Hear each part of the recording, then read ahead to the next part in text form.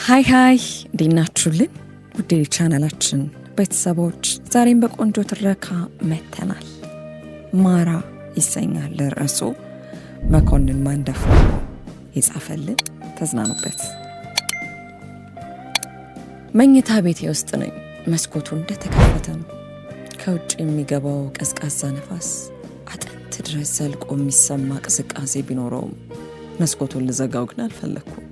ደረቴና ክንዴ እንደተራቆተ ነው። አብዝቼ በጠጣሁት መጠጥ ምክንያት የፈዘዙ አይኖቼን ከመኝታ አልጋዬ ፊት ለፊት ከቆመ የልብስ ቁም ሳጥን ጋር አብሮ ከተሰራ የቁም መስታወት ላይ ተክዬ የተጎሳቆለ መልኬን አስተውላለሁ። ጠዩም ፊቴ ወዙ ነጥፏል።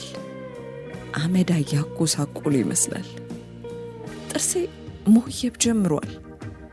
የጠጣሁት አልኮል መላ ሰውነቴን አግሎት ረዥም አንገቴ ዙሪያ ያለው የደም ስሬ ተገታትሮ ይታያል። የገፋሁት ያለው ከባድ ሐዘን ያጠላበት የብቸኝነት ሕይወቴ ያለ ዕድሜ እጅግ ያስረጀ ይመስሎ ተሰማኝ። በዘውትራዊ ኑሮዬ በተለየ ጉጉት እምከውነው አንዳች ነገር አልነበረም። ለእኔ ሁሉም ነገር ትርጉም አልባ ነው። በመኖር ውስጥ ያለን አይቀሬ የተፈጥሯዊ ጉጉት ገድዬዋለሁ። ቤቴ ከገባው ጀምሮ የከፈትኩት የማይልስ ዴቪስ የጃዝ ሙዚቃ ለአምስተኛ ጊዜ እየተጫወተ ነው። ሙዚቃውን ለረዥም ጊዜ በተደጋጋሚ ስላደመጥኩ ሰልችቶኛል። ወደ ሙዚቃ ማጫወቻው ሄጄ ሌላ የሙዚቃ ሲዲ ቀየርኩና ሲጋራ ለኩሼ ወደ መስኮቱ በመሄድ አሻግሬ ውጭውን መመልከት ጀመርኩ። ከየቤቱ የሚፈልቀው የኤሌክትሪክ መብራት ወርቃማውን የጀንበሯን ብርሃን ተክቷል። መኖሪያ ቤት የሚገኘው መንደራችንን ለሁለት ገምሶ ከሚያልፈው ጠባብ የአስፓልት መንገድ ዳር ነው። በጠባቡ የአስፓልት መንገድ ዳር ላይ ጥቂት መኪኖችና እግረኞች በተቃራኒ አቅጣጫ ይጓዛሉ። ከአስፓልቱ ማዶ ከሚገኘው ምግብ ቤት በረንዳ ላይ ሁለት ሰዎች ተቀምጠዋል። ከኔ ቤት ትይዩ ከሚገኘው የስዊድን ዜጎች የሚኖሩበት ባለ አንድ ፎቅ ትልቅ መኖሪያ ቤት ግቢ ውስጥ ሁለት ወንድ ፈረንጅ ልጆችና አንዲት ጠይም ሴት ልጅ እየተጫወቱ ኳስ ይጫወታሉ። ሴቷ ልጅ ከፈረንጆቹ ጋር መጫወቷን አቋርጣ ተነጥላ ጨዋታው ሰልችቷት ሳይሆን አይቀርም ወደ ግቢው ትልቅ የብረት በር አመራችና የአጥሩን ግንብ ተደግፎ የቆመ አነስተኛ ብስክሌት ላይ ወጥታ ግቢ ውስጥ መጋለብ ጀመረች። ሲጋራዬን መስኮቱ ደፍ ላይ ተረኮስኩና መጋረጃውን ጋርጄ ወደ አልጋዬ ጠርዙ ላይ ተቀመጥኩ። ፊት ለፊት የጠረጴዛው ላይ ቂጡ የደረሰ የጎርደን ጂን ጠርሙስ ተቀምጧል። ጠርሙሱን አንስቼ ጂኑን ብርጭቆ ላይ ቀድቼ ተጎነጨውና አልጋው ላይ በጀርባዬ ተንጋልዬ ፊት ለፊት ከተጎለተው የልብስ ቁም ሳጥን ጎን ግድግዳው ላይ የተሰቀለ ፎቶግራፍ ላይ አተኩሬ በሐሳብ መባዘኔን ቀጠልኩ። ፎቶግራፍ ውስጥ ከወገቤ በታች ያለው አካሌ በሐይቁ ተውጦ ወርቃማውን ውሃ በእጆቼ እየጨለፍኩ መስፍንን በጨዋታ መልክ ስረጭ ይታየኛል። ይህንን ፎቶግራፍ የተነሳ ነው ለጉብኝት ዝዋይ በሄድንበት ወቅት ነበር። በትዝታ ወደ ኋላ ተጉሼ ብዙ ታሪክ ማንሳት መጣሉ አድክሞኛል። የእንቅልፍ ሰመመን ከቦኝ ሳለ ነው ድንገት ከቅርብ ጓደኛዬ ጸደገ የነበረኝን ቀጠሮ ያስታወስኩት።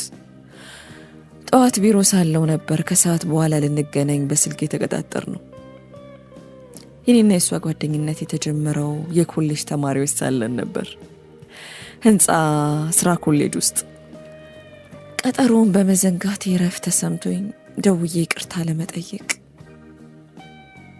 ምድር ቤት ማብሰያ ክፍል ውስጥ የረሳሁትን የሞባይል ስልኬን ልወስድ ከመኝታ ቤት ወጥቼ ደረጃውን ወረድኩት። ማብሰያ ቤቱ በጥብስ ስጋ ጠረን ተሞልቶ ነበር።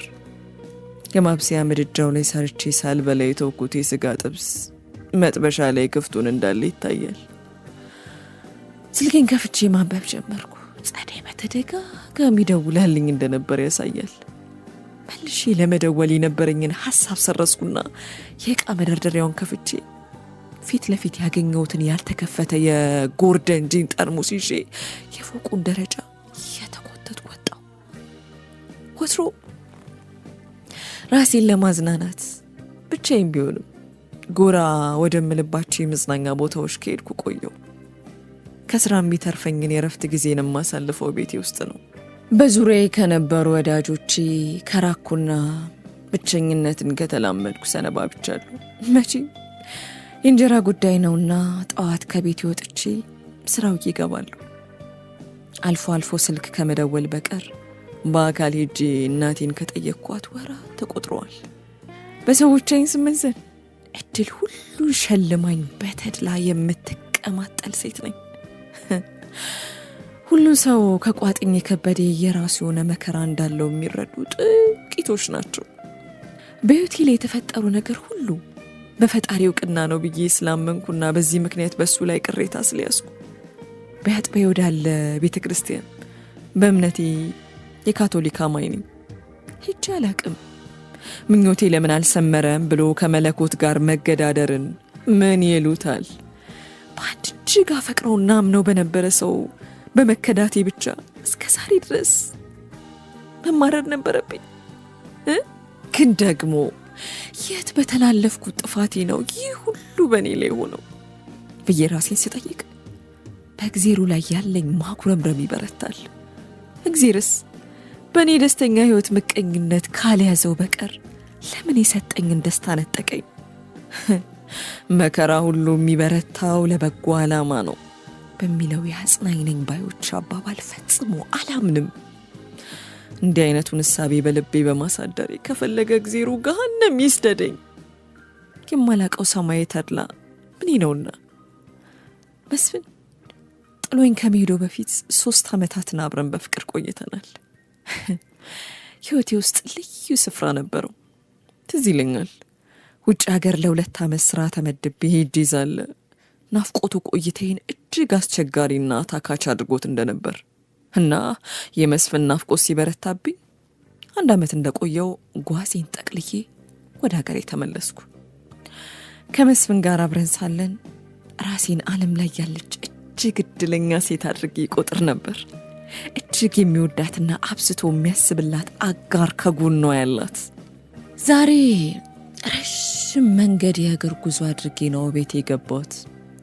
ከለጋሃር መስሪያ ቤት የሚገኘው እዚያ ነው። እስከ መኖሪያ ቤቴ ቦሌ ድረስ ቤቴ ገብቼ የይድረስ ይድረስ የሰራሁትን እራት ቀማምሼ ብዙ ጊዜ ከምቀመጥበት ሶፋ ላይ ከተጎለትኩ ግማሽ ሰዓት ሆኖኛል። ቤቴ ስገባ የተቀበለኝ አንበሳ አባቴ ከመንገድ ላይ ገዝቶ ያሳደገ ውሻ ነው። ሲላፋኝ የቆሸሸውን ነጭ ሸሚዜን አልለወጥኩትም። ፊት ለፊቴ ካለው የመስታወት ጠረጴዛ ላይ ቀን ስራ ቦታ ሳለው የደረሰኝ የላኪው አድራሻ ያልተጻፈበት ደብዳቤ ተቀምጧል። በደካማ የማወቅ ጉጉት አንስቼ የታሸገበትን ፖስታ ቀድጄ ማንበብ ጀመርኩ። መስፍን የላከው ደብዳቤ ነው። ደብዳቤው በእጅ የተጻፈ ነው። ለኤልሲ ብሎ ይጀምራል። ከተለያየን ከ1 ዓመት በኋላ የላከው የመጀመሪያ ደብዳቤ ነው። መልእክቱን አንብቤ እንደጨረስኩኝ ወረቀቱን ጠረጴዛ ላይ ወረወርኩና ሲጋራ ለኮስኩ። ያነበብኩት ነገር እጅግ አበሳጭቶኛል። ደብዳቤው እኔ ላይ ባደረሰው በደል በእጅጉ እንደተጸጸተና ይቅርታ አድርጌለት ዳግም ግንኙነታችን እንዲታደስ እንደሚፈልግ የሚገልጽ ነው። የሉኝታ ቢስነቱ አናደደኝ። ያኔ ሁለንተናዋን የሰጠችውን ሴት ገፍቶ ሲሄድ አንዳች ቅሬታ እንዳላሳየ ዛሬ በብጣሽ ወረቀት በላቀው የይቅርታ ሽንገላ ረግጦ የሄደውን ፍቅር ዳግም መሻቱ በእጅጉ አሳረረኝ። ይህን ያደረገው ምናልባት የዋልብኝ ስለሚያውቀው አንዳች ተስፋን አልሞ ሊሆን ይችላል። መስፍን እንዲህ ካሰበ ተታሏል። በምን አይነት ታምር ልቤ ዳግመኛ የሱን ቃል ሐምሎ ሊከፈት ይችላል? ሁሉ ነገር እንዳልነበር ሆኗል። ሁኔታዎች የለውጥ ስርዓት ተገዢ ናቸውና ብርሃን አልፎ ጨለማ እንደሚነክስ አውቄያለሁ። በክህደት የተሰበረው ልቤ ደንድኗል። በእርግጥ በደልን መርሳት አስገራሚ ጉዳይ አይደለም። ነገር ግን የበደሉንን ሰዎች ይቅር ለማለትም ሆነ ላለማለት የጉዳታችን መጠን ይወስነዋል። ከ1 ዓመት በፊት ነበር መስፍንን በአካል ያየሁት። መስሪያ ቤቴ አካባቢ ከሚገኝ አንድ ሆቴል ውስጥ ቀጥሮኝ የተገናኘለት። ያ ቀን ሳገኘው ገጹ ላይ ያስተዋልኩት ቀዝቃዛነቱ እንግዳ ሆኖብኝ ግር ብሎኝ ነበር። ሁሌም ሳገኘው እንደማደርገው ሁሉ በናፍቆት አቅፌ ሰላም አልኩትና ፊት ለፊት ወንበር ስቤ ተቀመጥኩ። ወትሮም ማላቀው ዝምታው ሚስጥር ሆኖብኛል። አስተናጋጁ አቅርባልኝ የሄደችውን ካፑቺኖ ጠጣውና ሳምንቱ እንዴት አለፈ አልኩት። ወንበሬን ይበልጥ ወደሱ እያስጠጋው ሁሉም ነገር መልካም ነበር አለና ፊት ለፊቱ የቀረበውን ቡና ፉት አለ። የኔ ውድ የሆንከው ነገር አለ አልኩት አተኩሬ እያስተዋልኩት። ዛሬ ላገኝሽ የቀጠርኩሽ አንድ ነገር ልነግርሽ ፈልጌ ነው። ይቻላል? ምንድነው ጉዳዩ? በቀኝ እጁ ይዞ በግብታዊነት ሲጫወትበት የነበረውን የቡና ማንኪያ ሲኒ ማስቀመጫው ላይ አኑሮ አተኩሮ አየኝና ግንኙነታችን እንዲቆም ወስኛለሁ። ይህንን ነው ልነግርሽ የፈለግኩት። በሰማሁት ዱብዳ እጅግ ደነገጥኩ። ሰውነቴን አላበው አጥወለወለኝ። ብዙ ጊዜ መንፈሴን የሚያውክ ነገር ሲገጥመኝ እንዲህ ነው የምሆነው። ንግግሩ በግድ የለሽነት የሰነዘረው ይሁን እንጂ ልቤ ላይ ሊያሳርፈው የሚችለው የሐዘን ኃይልን አይረዳውም። ምን ነው? ምን ተፈጠረ? ደግሞስ ምን በደልኩህ አልኩት ግራ ገብቶኝ አይኑን እያየው። አንቺንም ወቅስበት ምንም ምክንያት የለኝ፣ በቃ የደረስኩበት ውሳኔ ነው አለና ገጹ እንዳኮሳተረ በዝምታ ውጪ ጎዳናው ላይ ተከተ። ከተቀመጥኩበት ተነስቼ ወደ መጸዳጃ ቤት ሄድኩና ለቀስኩ።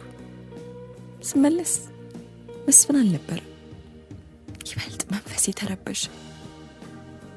ከሱ ውጪ የሚኖረኝ መጻኢ ህይወት ያስፈራኝ። ባሳለፍነው ህይወት ውስጥ በማከላችን ቅራኔ ሊፈጠር የሚችል አንዳችን ምክንያት አልነበረም። ሆቴል ወጣውና መንፈሴን ያረጋጋዋል ብዬ ወዳሰብኩት ከከተማ ዳር ወዳለ ስፍራ መኪናዬን ነዳሁ። ለረጅም ቀናት በታላቅ ድብር ተከብቤ ስለሰነበትኩ ሳምንት ቆይቼ ነበር ስራ የገባሁት። የተጠራቀሙ ስራዎቼን ስሰራውዬ አመሻሽ ላይ ወደ ቤት እየተመለስኩ ሳለ ድንገት መንገዴ ላይ መስፍንን አየሁት። ከአንዲት ቀይ ወፍራም ሴት ጋር ተቃቅፎ ወደ አንድ ቡና ቤት ሲገባ እጅግ ደነገጥኩ። እንደዛ እጅግ አፈቅረው የነበረ ሰው በቀላሉ በሌላ ሴት ይተካኛል ብዬ ፈጽሞ አልገመትኩም ነበር። አሁን ዘግይቶም ቢሆን ሲገባኝ ታላቁ ስህተት ይህ እንደሚሆን አለመጠርጠሬ ነው። ኋላ ላይ ቆይቼ ሳጣራ ከመስፍን ጋር አብራ ያየኋት ሴት የሥራ ባልደረባ መሆኗን ደረስኩበት። እንቆቅልሽ የሆነብኝ ከዚህ ሴት ጋር መቼ ግንኙነት ጀመረ የሚለው ነው። ፋይዳ ባይኖረው ምናልባት ለስራ ጉዳይ ውጭ ሀገር በነበርኩበት ወቅት ሊሆን ይችላል። አንድ ቀን ከስራ እንደተመለስኩ መስፍን ለላከልኝ ደብዳቤ ምላሽ ጻፍኩለት። እባክህ ተወኝ